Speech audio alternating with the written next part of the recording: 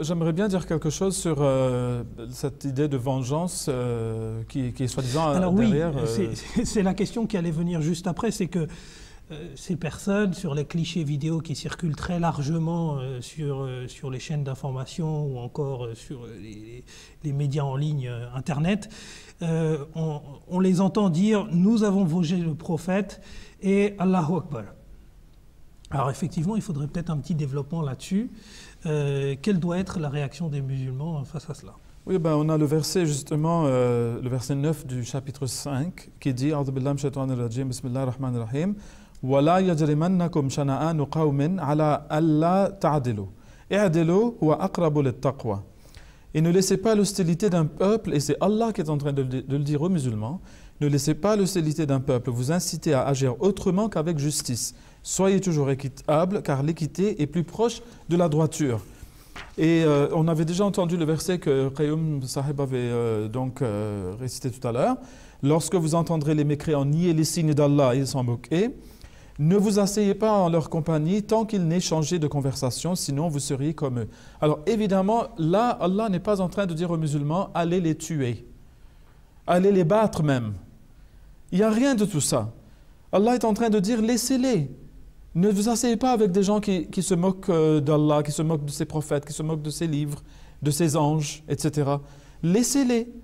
Ne faites pas tout cela. Et que leur hostilité ne vous pousse pas à agir autrement qu'avec équité. Il ne faut jamais être injuste à cause de l'hostilité d'un peuple contre vous. Donc voilà ce que préconise Allah dans le Coran. Mais maintenant, je voudrais amener le calife actuel, Hadrat Mirza Masroor Ahmad, qui est le calife de tous les musulmans, qu'ils le reconnaissent ou non, qu'Allah le soutienne. Lui, il a un message à donner. Il a justement parlé, lorsque la première fois ces caricatures ont été publiées au Danemark, oui. Il avait lancé un message aux musulmans et leur avait donné un plan de travail, un plan d'action. Alors il a dit, numéro 1, ne pas réagir avec violence et sauvagerie. Donc il ne s'agit pas d'aller brûler des ambassades, d'aller brûler des drapeaux des pays, etc., de tuer des innocentes personnes qui se trouvent dans vos pays en tant que touristes. Il ne faut pas le faire, ce n'est pas la façon de réagir à ces caricatures. Numéro 2, ne pas répondre aux injures par d'autres injures. Donc il ne s'agit pas maintenant de faire des caricatures pour répondre aux caricatures sur le prophète Mohammed sallallahu alayhi wa sallam. Numéro 3, de répondre aux attaques menées par la plume par des réponses mesurées, elles aussi par la plume. Numéro 4, de faire valoir les beautés de l'islam et du prophète, paix soit sur lui, dans les médias. Numéro 5, de prier de façon profuse, nuit et jour, pour le prophète, sa noble famille et tout le peuple de l'islam. Et numéro 6, de laisser la vengeance du prophète entre les mains de Dieu, à qui les fomenteurs de troubles entre les nations et les peuples, donc ceux qui veulent toujours qu'il y ait des séparations entre les peuples, qu'il y ait de la haine, qu'il y ait de l'agression entre les peuples, ceux-là ne pourront jamais échapper à Allah. Donc laissez la revanche, la vengeance entre les mains de Dieu, n'essayez pas de l'effectuer vous-même. Donc voilà donc le plan que le calife actuel a présenté aux musulmans et c'est le seul plan qui va mener à la paix. Et Qayyum, peut-être que vous vouliez ajouter quelque chose là-dessus. Oui, crier Allahu Akbar, cela ne veut rien dire. Maintenant, tout le monde le connaît. Tout terroriste qui va, même ces terroristes qui sont partis dans une école de Peshawar et qui ont tué 130 élèves musulmans, ils ont crié Allahu Akbar en tuant ces pauvres gosses. Donc, ce que nous voyons encore une fois, c'est parce que ces musulmans, ils se sont écartés loin de l'islam. Ils ont oublié que dans le Saint-Coran, Dieu déclare que Kuntum khayra ummatin ukhrijat linnas. Vous êtes le meilleur peuple qui a été créé pour l'humanité. Donc on demande aux musulmans, comme l'a dit Djangé Sahib, il a signé les points qui ont été évoqués par le calife, c'est de revenir vers les vraies valeurs de l'islam, de comprendre les vraies valeurs de l'islam et d'essayer d'éradiquer cet extrémisme qui se trouve parmi les musulmans, quoi. Parce que c'est pas ainsi qu'on venge le saint prophète Mohammed paix soit sur lui. Il ne s'est jamais vengé ainsi, lui non plus.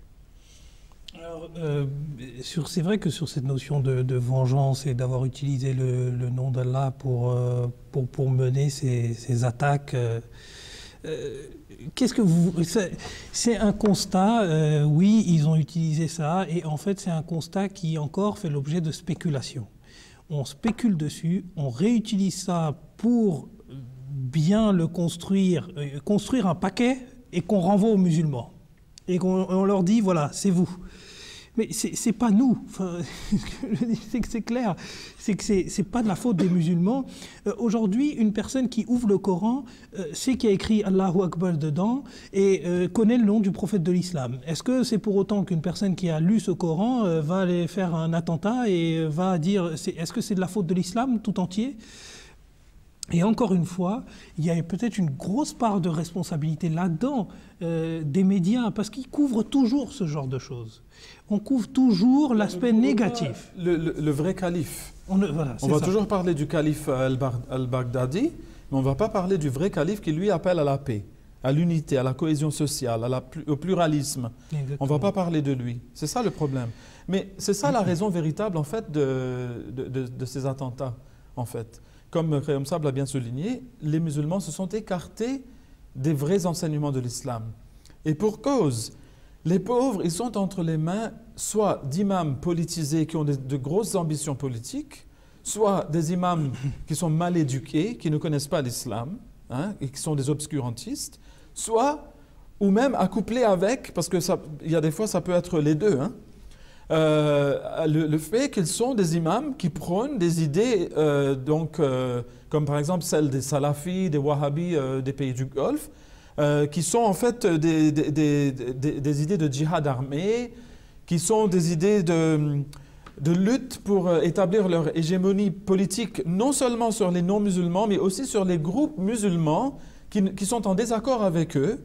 Donc quand on a des imams, quand on est entre les griffes d'imams qui ont de telles idées, et ben, quand on est dans une salade pareille, ben, ce n'est pas étonnant du tout qu'on a de tels attentats. Et ces attentats vont continuer ad nauseam, ça ne va jamais s'arrêter.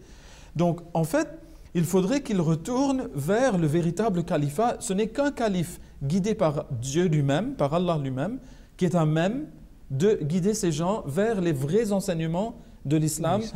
Nous vous avons présenté les vrais enseignements aujourd'hui. Et vous verrez tout de suite, si vous connaissez un tant soit peu les pays à majorité musulmane d'aujourd'hui, à quel point ils s'en sont distancés.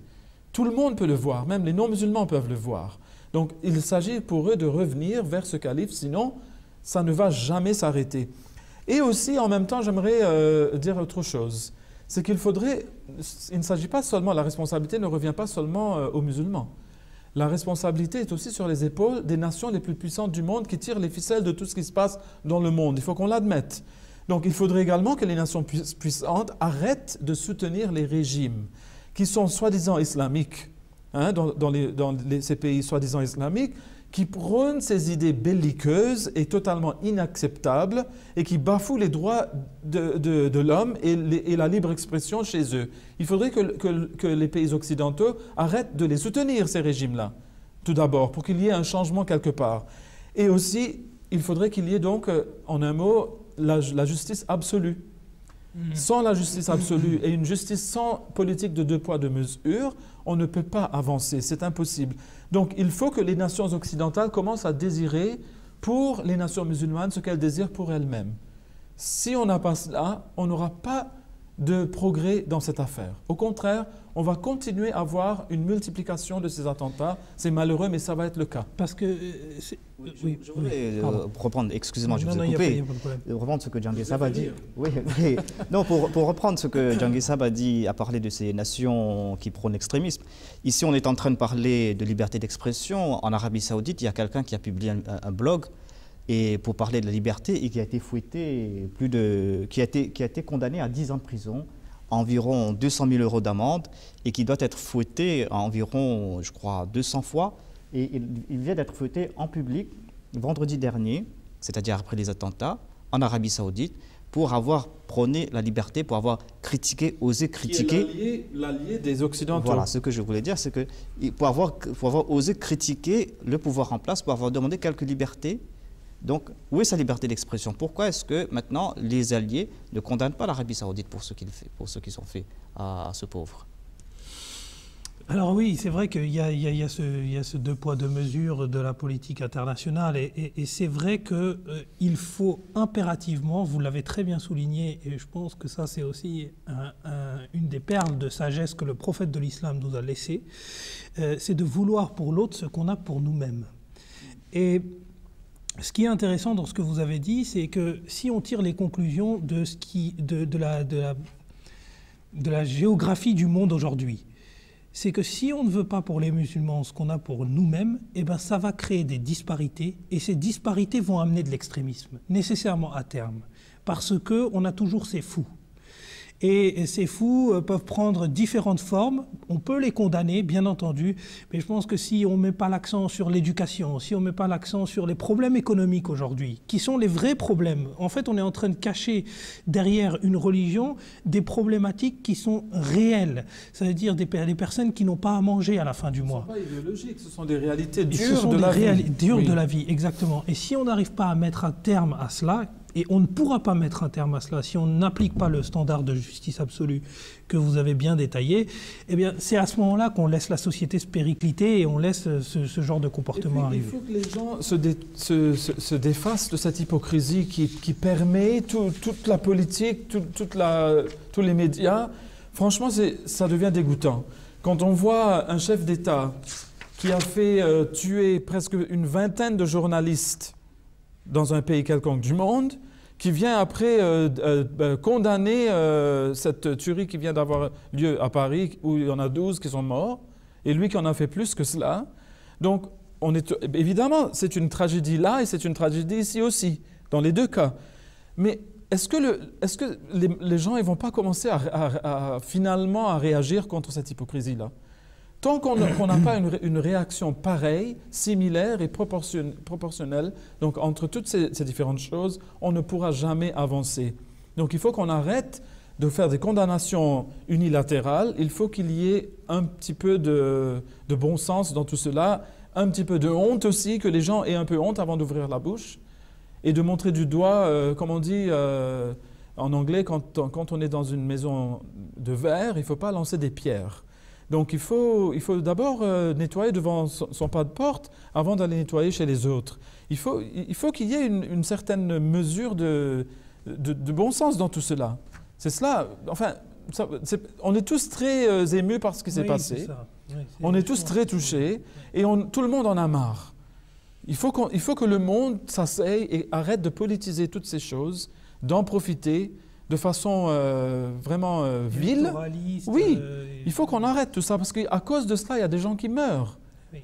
Il y a des gens qui meurent tous les jours à cause de ces erreurs qui sont faites dans la politique dans le monde entier. Donc il faut vraiment qu'on arrête et qu'on essaye de changer tout cela une fois pour toutes. Personne n'a envie de mourir. Tout le monde a envie de vivre tranquillement.